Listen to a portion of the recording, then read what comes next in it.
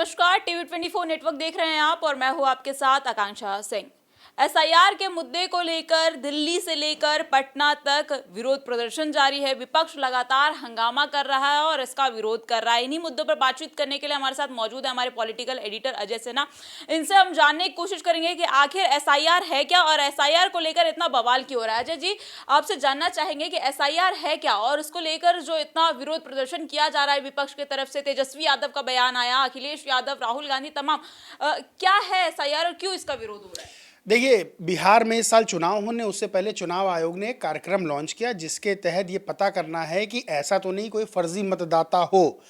और लगभग जो तेजस्वी यादव ने भी दावा किया 52 लाख मतदाता ऐसे पाए गए हैं जो फर्जी हैं। फर्जी का मतलब जो चुनाव आयोग ने जवाब दिया उसके तहत फर्जी का मतलब ये है कि बहुत से लोग मर चुके हैं, बहुत से लोग ऐसे हैं जिनका 2 बार वोटर आईडी कार्ड बना है, बहुत से लोग ऐसे हैं जो पलायन कर गए हैं और बहुत से लोग ऐसे हैं जो विदेशी मतदाता कहे जा रहे हैं।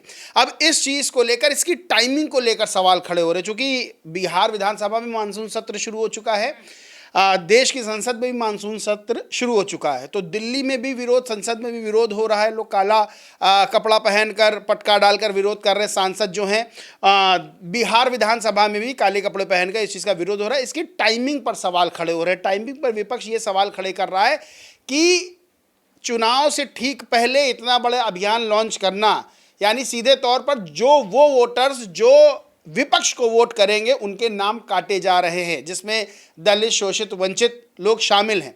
तेजस्वी यादव ने सवाल खड़े किए हैं कि जो 52 लाख के लगभग फर्जी वोटर्स की बात हुई है उसमें कितने मतदाता ऐसे हैं जो विदेशी मतदाता हैं।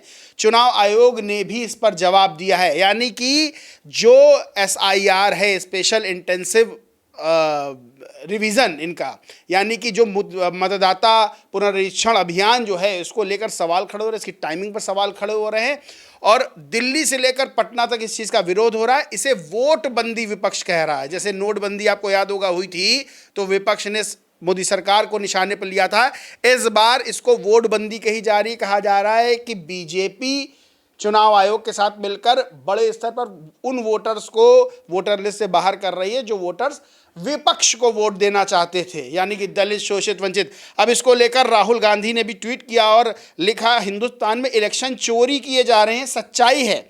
महाराष्ट्र में कैसे मैच फिक्सिंग हुई हमने सबको दिखाया। कर्नाटक की एक लोकसभा सीट की जांच की, वहां बड़े पैमाने पर वोट चोरी मिली, जल्द जनता के सामने लाएंगे। बिहार में एसआईआर के नाम पर एससी, एसटी, ओबीसी और अल्पसंख्यक भाइयों बहनों के वोट चुराए जा रहे हैं, हम चुप नहीं बैठेंगे। इंडिया गठबंधन जन अधिकार की लड़ाई संसद से सड़क तक लड़ेगा।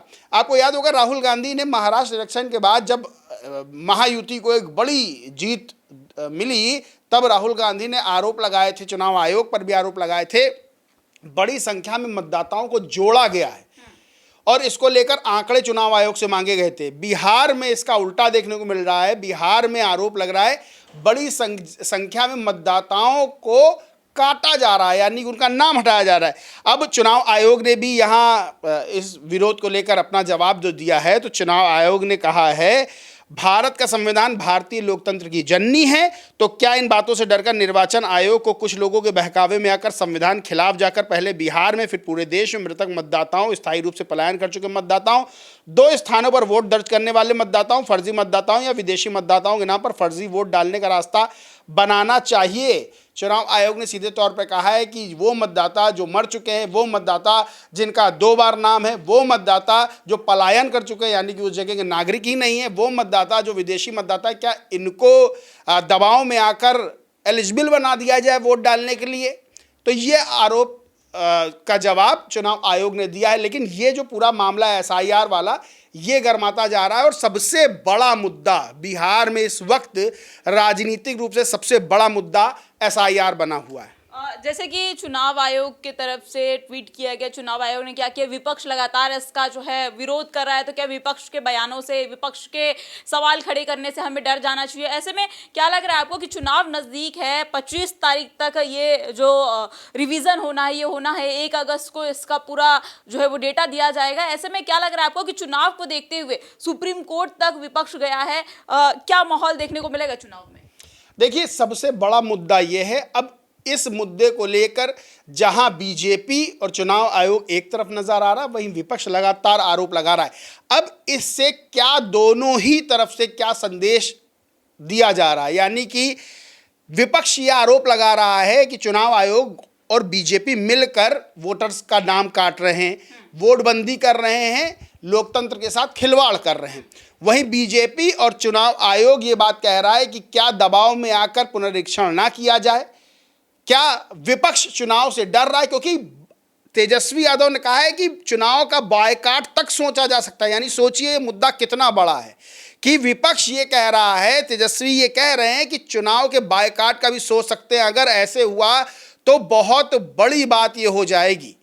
अब ऐसे में देखना ये होगा कि चुनाव आयोग, क्योंकि इसमें सबसे महत्वपूर्ण भूमिका चुनाव आयोग की, चुनाव आयोग कैसे विपक्ष को समझाता है। क्या चुनाव आयोग की बात विपक्ष समझता है, क्या चुनाव आयोग और विपक्ष बैठ के बात करते हैं, ये तमाम तरह के सवाल खड़े होते हैं, क्योंकि ये जो मुद्दा है एसआईआर का सीधे लोगों से जुड़ा हुआ है और एक लोकतांत्रिक पर्व होने वाला है बिहार में, यानी कि चुनाव विधानसभा का होने वाला है और उसमें लोगों से जुड़ा ये मुद्दा है। सबकी नज़रें इस मुद्दे पर हैं, सबकी नज़रें आरोप प्रत्यारोप पर हैं, सबकी नज़रें जवाबों पर हैं।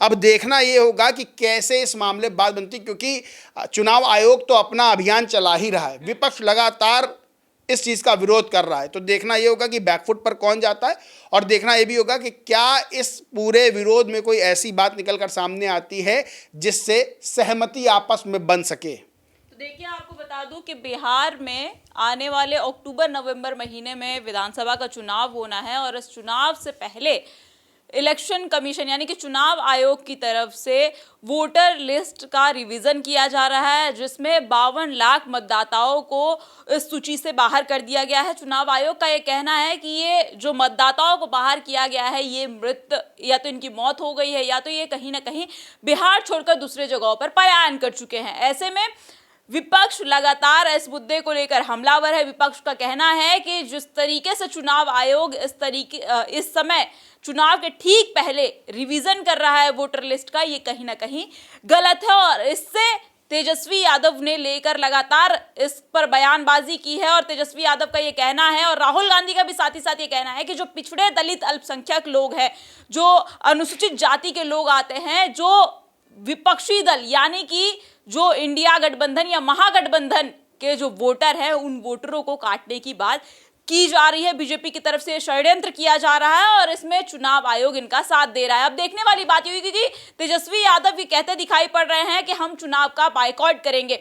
ऐसे में देखने वाली बात ये होगी कि क्या चुनाव आयोग बैकफुट पर जाएगा विपक्ष के इस लगातार विरोध प्रदर्शन से, या फिर विपक्ष इस पर कोई बड़ा निर्णय लेगा। बहरहाल खबर तो देखने वाली होगी, लेकिन आपको ये खबर कैसी लगी हमें कमेंट सेक्शन में कमेंट करके जरूर बताइएगा। देश और दुनिया की तमाम खबरें देखने के लिए बने रहें हमारे साथ टीवी 24 नेटवर्क के साथ।